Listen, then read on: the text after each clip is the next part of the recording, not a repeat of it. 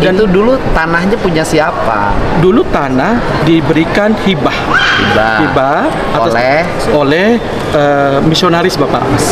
Jadi dihibahkan kepada pendeta Timbul Panggabean. Oh, pendeta Timbul. Siap. Kemudian sebelum beliau meninggal, beliau berwakaf.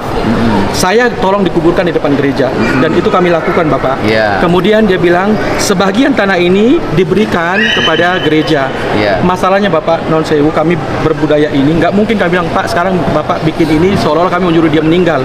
Nggak taunya Aspek administrasi yang bersifat akta ya hibah dari pemiliknya sampai sekarang nggak ada.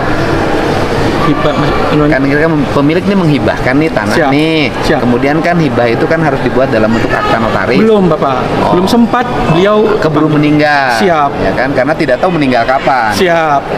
Kemudian anaknya yang nomor 3 mengalinamakan tanah itu ke dia dengan alasan untuk mempermudah bayar pajak. Kemudian disekolahkan.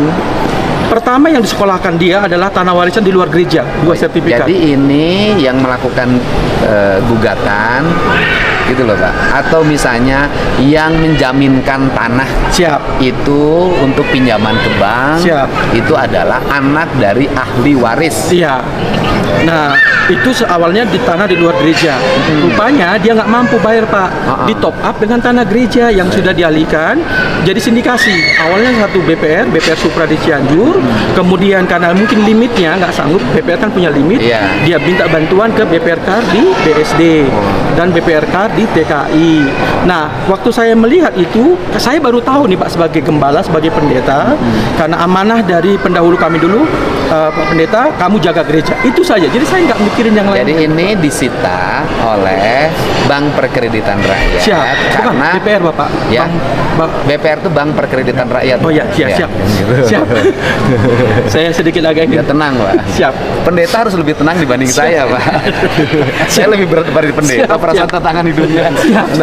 Nah kemudian. Karena gereja kami mau dieksekusi Ya Bapak. sudah Pak. Kan semuanya Tuhan yang punya. Siap. Buat Tapi hidup ini umat saya yang nggak bisa Bukan. beribadah Hidup Bapak. ini kan sudah ada yang mengatur, Siap.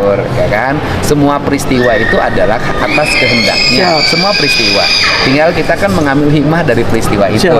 Nah, hikmahnya itu yang pertama secara hukum melakukan perlawanan hukum. Siap, Bapak. Ya kan? Secara sosial saya melakukan dialog sosial untuk menyelesaikan. Mohon dijembatin kami Tetapi Bapak. juga kan dari sisi aspek bisnis barangkali BPR juga nggak boleh dirugikan.